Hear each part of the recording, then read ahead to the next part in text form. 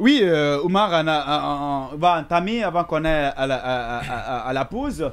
Est-ce que cette décision qu'on qualifie de décision suicidaire ne va pas aussi déclencher une sorte de vent dans la sous-région?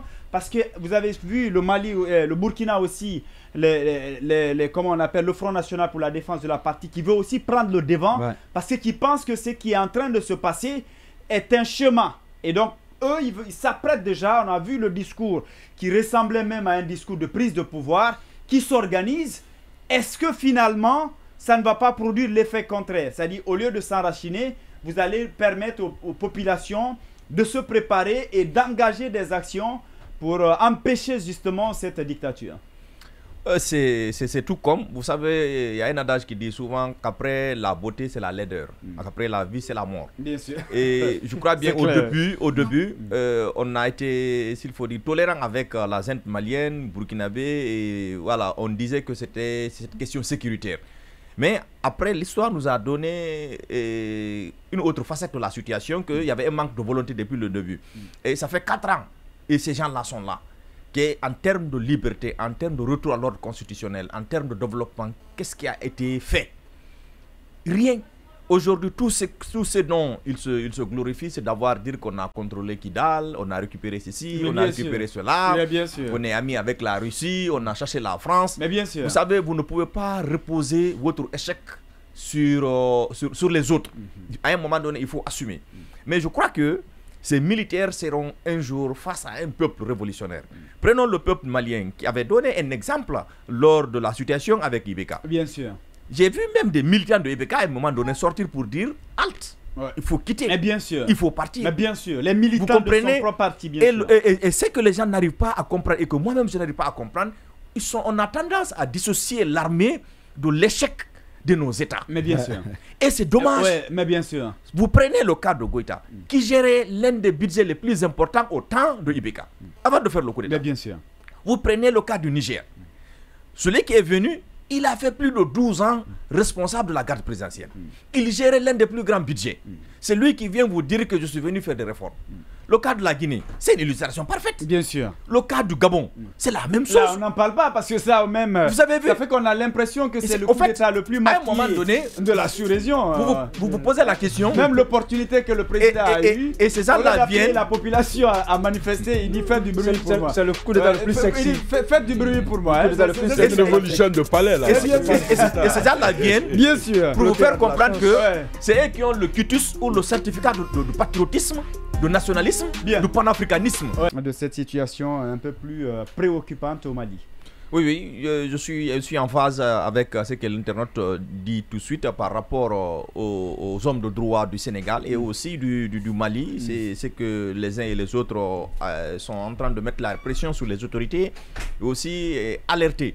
Et vous savez, à un moment donné, il faut que l'intellectuel puisse se prononcer et il faut surtout les hommes de droit qui essaient de recadrer. Parce qu'au fait, au Mali, ils ont donné, s'il faut dire, un timing.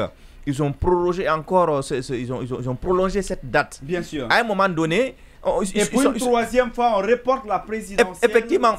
Voilà, à un moment donné, les hommes de droit viennent leur dire, écoutez, quand vous continuez comme ça à ce niveau, voici c'est à quoi on aura affaire. Et c'est ce vide constitutionnel, institutionnel ne peut pas nous permettre d'avancer. À un moment donné, il faut décider. Et les partis politiques qui ont créé des institutions pour pouvoir participer à un processus électoral, pour briguer la magistrature suprême ou pour devenir député ou devenir maire, ils ont créé ces partis-là, c'est pour des raisons bien connues. Mais si, d'un moment à l'autre, vous voyez des gens qui sont plus forts que vous, qui sont plus puissants que vous, qui viennent gérer toutes les institutions du pays et qui vous interdisent tout, ça devient compliqué. Mais bien sûr. À un moment donné, on se pose aujourd'hui la question. La solution devient le problème, et encore pire que le problème d'ailleurs. Et aujourd'hui, on se pose la question que devient maintenant dans notre future Afrique l'importance de créer un parti politique.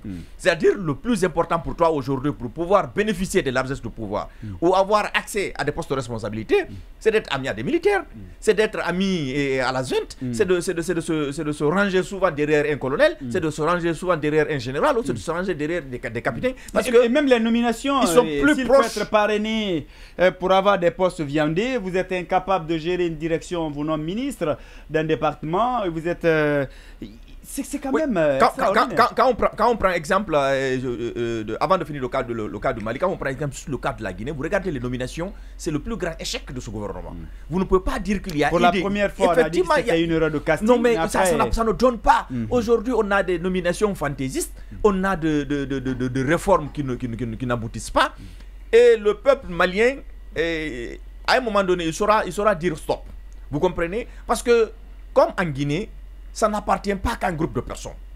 Vous n'avez pas le certificat, vous n'avez pas l'institution qui accrédite ou qui certifie votre patriotisme plus que l'autre. On est tous du même pays.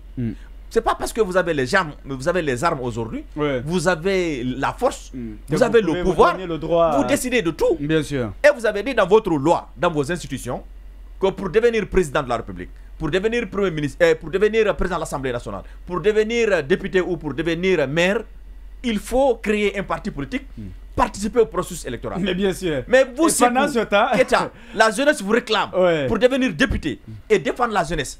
Vous créez votre parti politique et on vous dit vous ne pouvez pas exercer. Mais qu'est-ce que vous deviendrez? Qu'est-ce que vous deviendrez? Cela veut dire qu'il faut que vous soyez accommodant pour pouvoir bénéficier des largesses du pouvoir.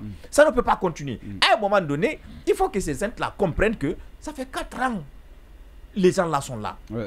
En ce qui concerne le processus de retour tout ce que vous n'avez pas pu changer, vous avez mis tout le monde sur votre dos. Et au début, on a dit que la CEDEAO a été dure avec le Mali. Mais la CEDEAO avait compris le manque de volonté. Bien sûr. C'est un manque de volonté. Bien sûr. Parce que quand on a envie de bien faire, durant 4 ans, le résultat allait être mieux que ça. Une transition de 4 ans, c'est extraordinaire. Vous comprenez? Et aujourd'hui, on nous parle d'arrêter les mouvements politiques, d'arrêter même les débats politiques. C'est-à-dire, dans une émission de télé, vous ne pouvez même pas inviter un acteur politique aujourd'hui pour parler de la politique. Et la seule chose dont ils se réjouissent aujourd'hui, c'est parce qu'ils ont les armes. Bien sûr. Si c'était un processus électoral comme... Qu'est-ce qu'ils vont faire? Mais on cherche aujourd'hui à regarder tous ceux qui sont influents, tous les partis politiques qui sont légalement constitués, on les met à côté. On regarde les partis politiques cabines téléphoniques qu'on a fabriqués. Bien sûr. Certains partis qui sont créés, dont madame ne milite même pas dans le parti de son mari. On prend ces partis-là aujourd'hui, on dit on va aller à des élections et automatiquement Goïta est candidat et on va voir ce que ça va donner. Parce que cette constitution malienne, elle a été moulée de telle sorte que le président de la transition puisse se présenter, y compris les autres membres de la transition. Bien parce qu'on dit il faut qu'il démissionne 6 mois avant les élections pour pouvoir participer. Alors, c'est que c'est une autre confusion qui va venir. Mais bien sûr. Qui va gérer le pays pendant ces 6 mois? Et comment ça va se passer? Bien sûr. Et quel va être le rôle de l'autre? Être président et en même temps candidat? Là aussi, c'est cette constitution amnistie. Effectivement. Amnistie les acteurs de la transition. Mais bien sûr, même si on criminalise par la suite le coup d'État. Effectivement, dans la même constitution, on criminalise le coup d'État. Le coup d'État est devenu une infraction au Mali. Mais bien sûr, pendant ce temps, c'est-à-dire eux, ils font le coup d'État, ils sont dans les grâces. Maintenant, on met dans cette même constitution que personne ne doit faire le coup d'État. C'est un crime. Ce qui est bien, d'accord, mais après... À un moment donné, on se pose la question, qu'est-ce qu'ils pensent de notre intelligence? Vous prenez le cas du Tchad. Le président de la transition, il est candidat. Il ne démissionne pas. Il est président. Il va en campagne. Son premier ministre est candidat. Il ne démissionne pas. Il va en campagne. Mais bien sûr. Dans cette situation, est-ce qu'il peut compétir au même titre que les autres qui ne sont pas membres du gouvernement, qui n'ont pas les biens de l'État, c'est là le débat. Qui n'ont pas aussi cette administration à leur disposition. Mais c'est qu'en fait, des fois, quand on est victime de coup d'État, on n'est pas surpris trop. Et on se dit des fois que c'est bien fait. Vous savez pourquoi? C'est parce que les précédents n'arrivent pas à s'inspirer des erreurs des autres. Vous ne pouvez pas prendre le pays comme... Il y a quand même une leçon. Pour compléter ce que dit... Pour gérer la nation de façon collégiale avec les autres. Et quand vous pensez que vous êtes puissant, vous êtes fort, vous avez les armes et que vous pouvez vous faire valoir le tout, Mais ça va être compliqué parce que le pays n'appartient pas qu'à une seule personne, à un groupe de personnes. Pour compléter ce que dit Oumar, ce qui fait la beauté de la démocratie, c'est la présence également des groupes de pression.